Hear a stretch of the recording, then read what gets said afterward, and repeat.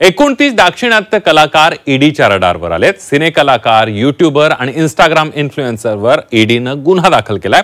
कारण आहे बेटिंग ॲपच्या जाहिरातीचं।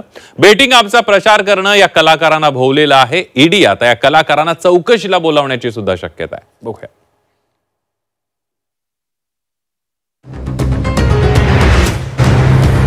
बेटिंग ॲपची जाहिरात करणं कलाकारांना भोवलं।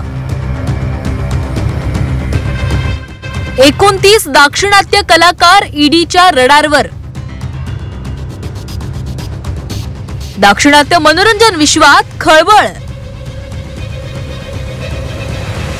गेल्या काही दिवसांमध्ये बेटिंग ॲपमुळे अनेक कलाकार अडचणीमध्ये आलेत। बॉलिवूड मधील अनेक कलाकारांना ईडीनं समन्स पाठवला होता। आता या बेटिंग ॲपमुळे दाक्षिणात्य कलाकारही ईडीच्या रडारवर आलेत। बेटिंग ॲपची जाहिरात करणं या कलाकारांच्या अंगलट आलंय। बेटिंग ॲपचा प्रचार केला म्हणून 29 दाक्षिणात्य कलाकारांवर ईडीनं कारवाई केली आहे। या कलाकारांवर ईडीकडून गुन्हा दाखल करण्यात आलाय। हैदराबाद मधील सायराबाद पोलिसांनी दाखल केलेल्या एफआयआरच्या आधारे हा गुन्हा दाखल करण्यात आला।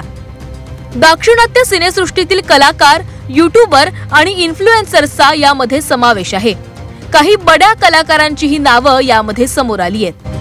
मियापूरमधील 32 वर्षीय व्यावसायिक फणींद्र शर्मा यांनी या संदर्भात तक्रार केली होती।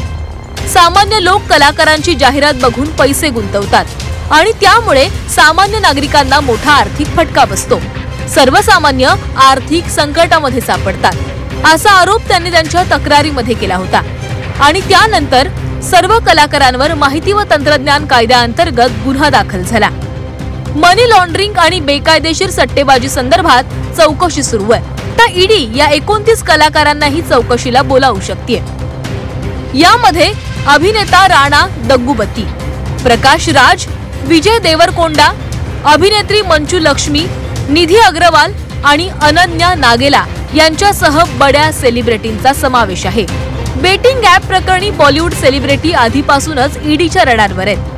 अभिनेता रणबीर कपूर, सोनू सूद, अभिनेत्री श्रद्धा कपूर, हिना खान, हुमा कुरेशी आणि उर्वशी रौतेला यांची ईडीने चौकशी केली आहे। केवळ कलाकारच नाही तर अनेक क्रिकेटपटूंचीही चौकशी करण्यात आली। आता ईडीने टॉलिवूड सेलिब्रिटींकडे आपला मोर्चा वळवलाय।